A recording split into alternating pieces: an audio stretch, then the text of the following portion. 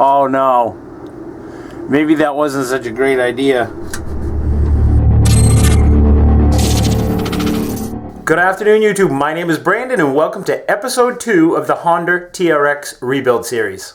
So we're back at it. If you remember in the last episode, I was debating whether or not I wanted to replace the gas tank with maybe like a plastic aftermarket one or refinish this one. Well, I think I've made up my mind. There's some rust down inside the tank, and you see it's got some scaly rust over there, and it's kind of rusty down in the bottom. You can see some shiny rust down there. So let me show you what I found. We're going to give it a try, and I'm hoping it's going to work. So as I was doing my research to try to figure out, do I want to keep the original metal tank or go with the plastic aftermarket? Obviously the plastic aftermarket tank would kind of be a set it and forget it type thing. I never have to worry about it rusting again. But the issue is that the filler neck on the gas tank, on the plastic one, is larger than the filler neck on the metal one. So what I would have had to have done is drilled a hole in this plastic bigger, because that's where the filler neck goes up through for the gas tank. So I don't know, I don't really want to mess with those plastics too much. This company called Metal Rescue, it's a rust remover bath. Look at that, motorcycle gas tanks. They literally have this product that's also designed just for gas tanks. It can be soaked right in the tank, and here's a little bit of a literature of their stuff, but look, it's no acids, non-toxic, fume-free, safe on skin, environmentally friendly. So a lot of places you can just wash this down the drain, so you don't have all the hazards as you would working with an acid. And they make a liquid, a gel, and they make what's called a dry coat, I guess. So after you're done, you can apply that. So anyways, enough talking about this. The first thing we got to do, it says remove the tank, then we got to prep it. Which means we got to get any loose and flaky stuff out of the tank and wash it out. There's no gas in the tank, so we're going to go wash it out with some soapy water and a degreaser.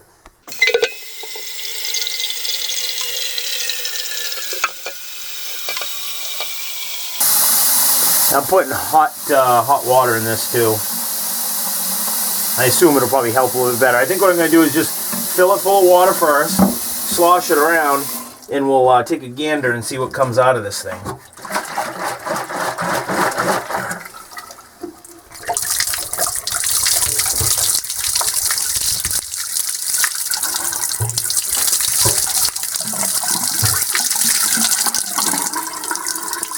Oh yeah, chunks are coming out right there. Look at that. So you want to try to get this loose. Flaky rust out of there if you can. It's going to work a lot better.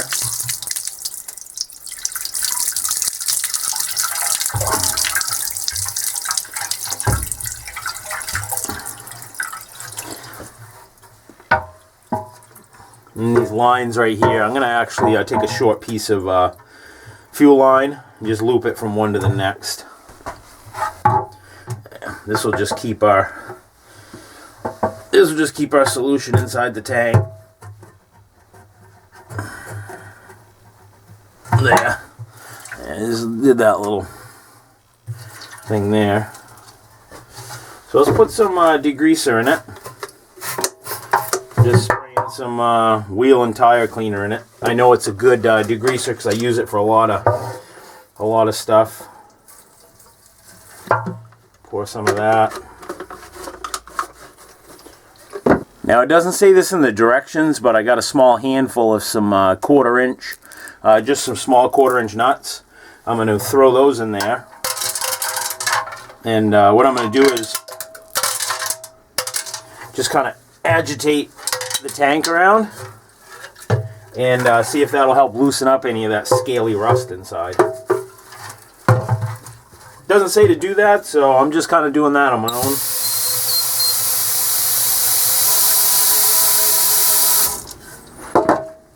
Then we'll put the gas cap on it.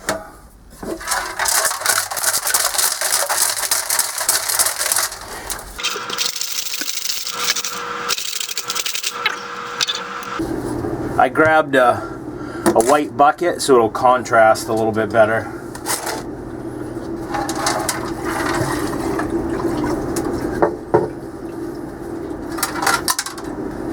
Oh yeah, look at that. Already it's... looks like it might be doing something.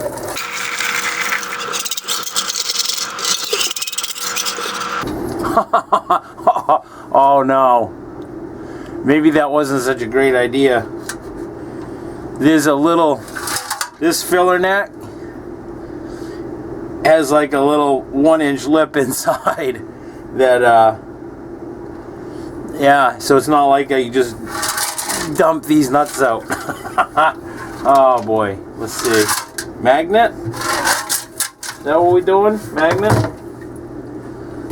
I don't think using the magnet was a bad idea. I mean, using the nuts in there is a bad idea. I think they'll come right out. Oh yeah, they'll come out. Might just take a little extra time. We'll leave them in there. I know I can get them out.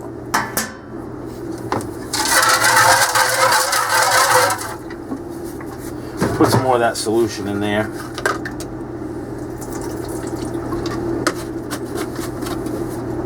If a little's good, more's better, right?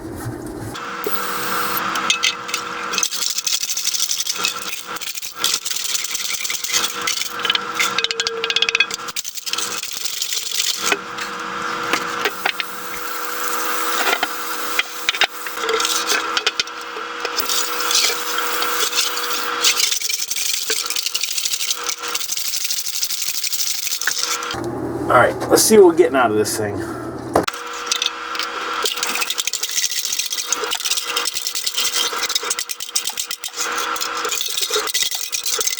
Oh, that is working, just shaking it around like that. Let's take a look at what we pulled out of it. I'll try to siphon like some of the water off here.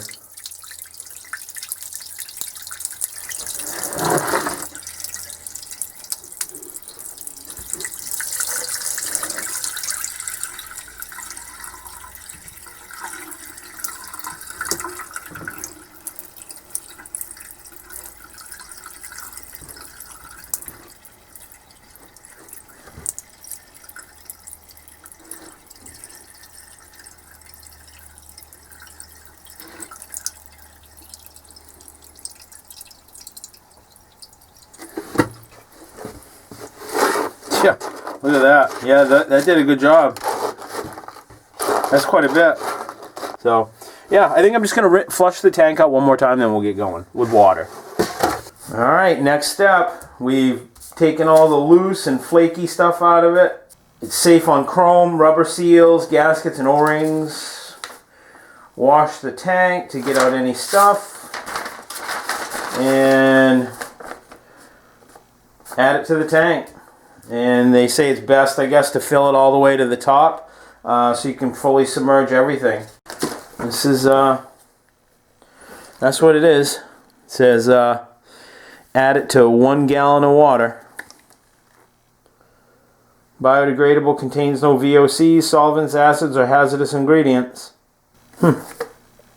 So it says to soak times vary. Light rust up to 2 hours, moderate rust up to 12 hours, heavy rust up to 48 hours. Once it's derusted, promptly remove the solution because it may darken the color inside. We don't care about that. But one thing I did want to show you is look at this. Check this out. So these are a couple gas tanks. This one's a Yamaha gas tank. You can see they've cut it in half to show what's going on. But look at this. This is a half soaked gas tank. Look how clean that is. It almost looks like it's been sandblasted to compare to how that is. So, boy, I'll tell you, if that's what that does to this, we're in. That's what I want. So, make sure you're wearing goggles or glasses.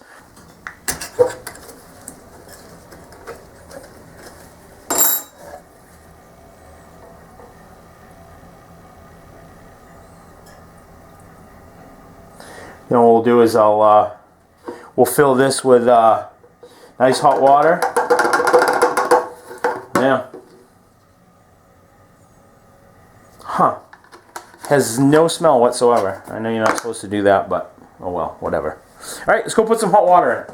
And it says if you filter this through a strainer, if it's completely black when you drain this out, then it's not any good anymore. But if it's still got some color left to it, you can filter it through a strainer to get all the heavy stuff out. Put it in a container and you can use it for up to a year to treat other stuff.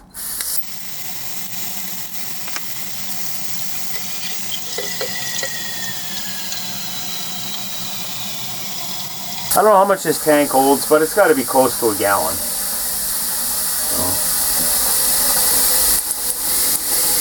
And it says in the directions you got to keep this tank around 68 degrees for it to work best.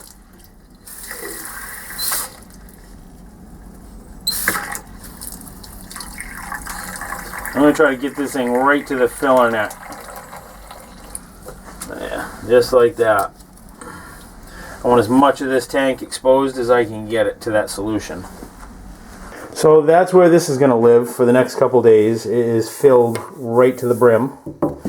And I just got it in this little bucket. So next thing I want to try is, you see that pitting on that?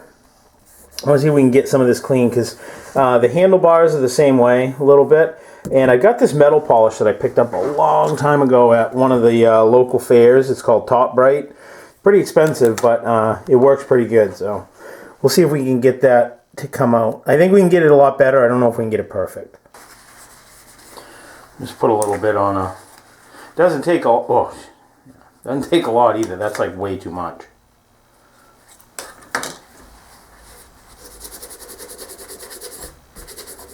This stuff works wicked good. I think you can use it on all kinds of metals too, if I remember right.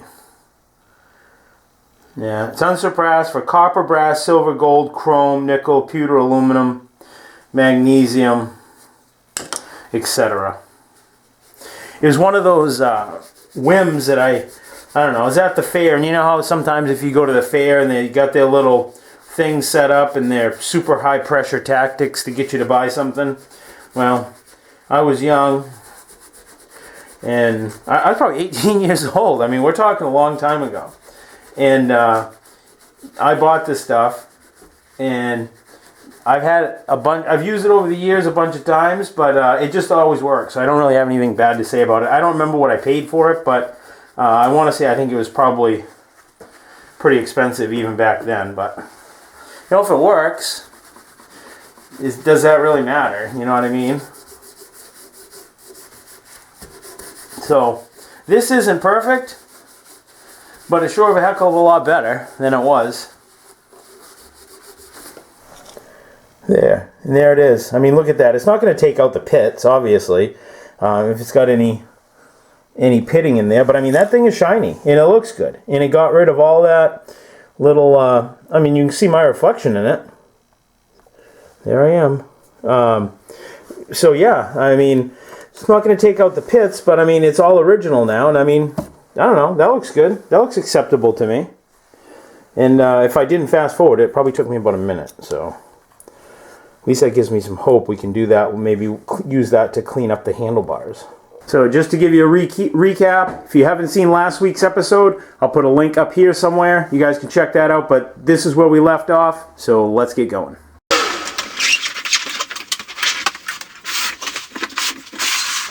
So now that we got the tank sitting for a while, we'll probably let that sit for a day or two. We got to get this thing stripped, because we either got to get this off to powder coat or to paint, one of the two. So let's get going.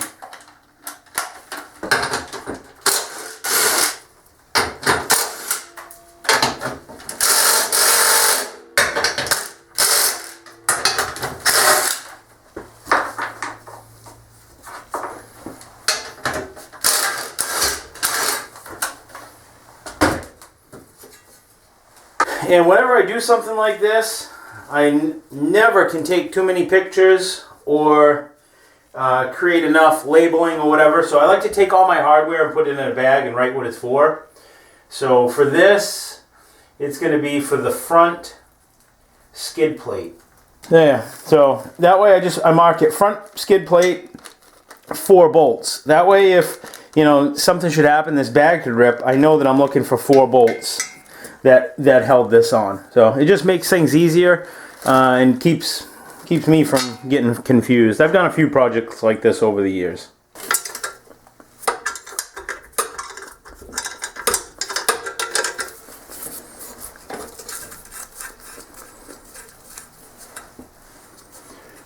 That's pretty impressive, considering that's been on there for a long time.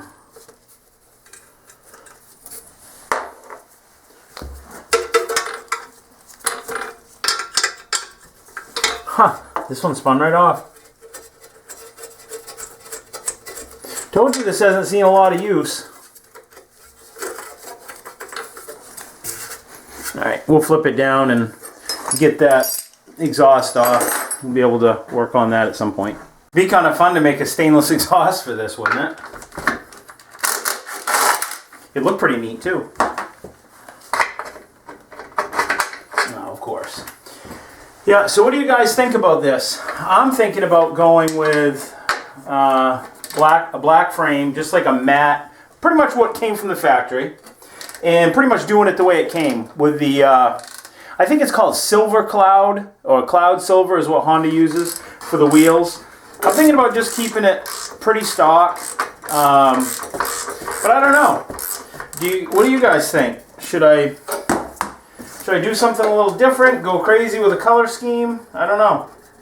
You tell me. There we go. What's that? That fell out. I don't know what happened there. Wow. Doo-doo-doo. One thing we're gonna have to do is knock all the dents out of this thing. That shouldn't be too bad. We can take this cover off, knock all the dents out of it, then I'll just sand down the exhaust and we'll paint it with like a stove paint or something like that.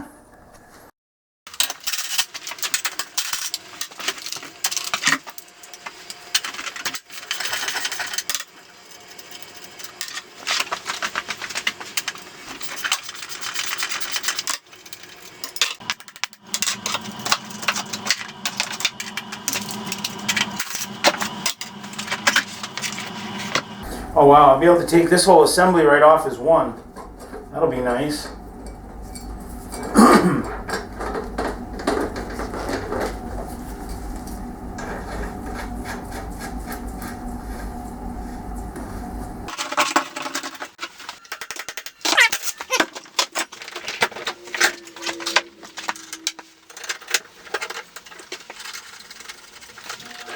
There's a little bit of play in these tie rods, so we'll probably end up changing those out too. I mean, once you go this far, might as well, right? I mean, I think they're cheap. They're like probably like $16 for a whole new set. That way your front end's all nice and tight.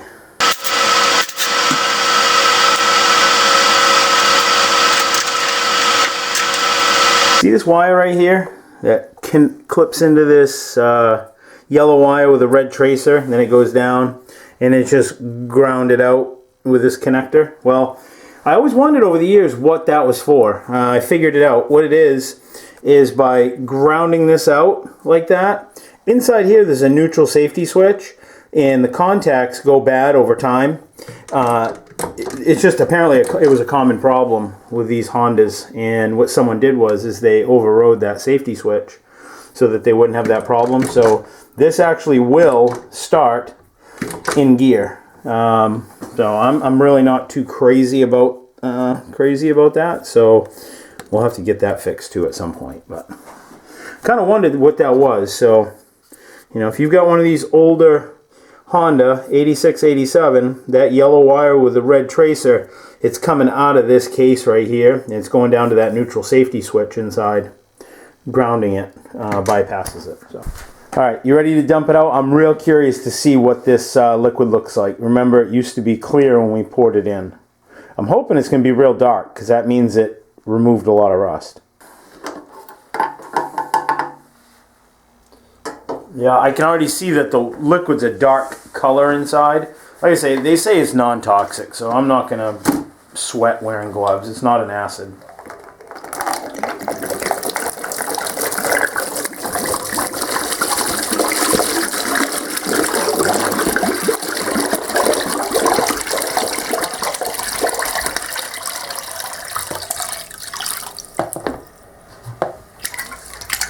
Yeah, it definitely did something, because look at the liquid. This was, when we rinsed this out yesterday, this was crystal clear. Ha! Oh my God. Wow. Yeah, oh yeah, guys. Huge. Let me bring you in. Let me show you. I'm totally blown away. You see that, guys? That little spot right there? Do you remember that spot in the beginning? I'll put a clip of that right there for comparison.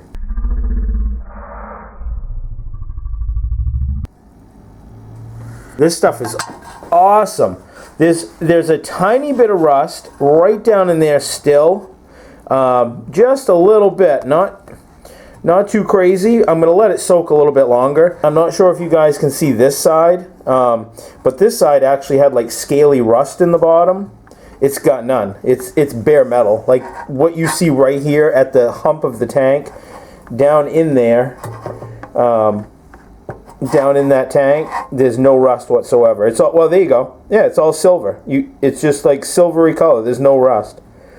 Wow. Yeah, look at that. Bright, shiny. Ha! That's awesome. All right, this is awesome. I'm excited. So I'm going to put this solution back in and let it do its magic for a little bit longer.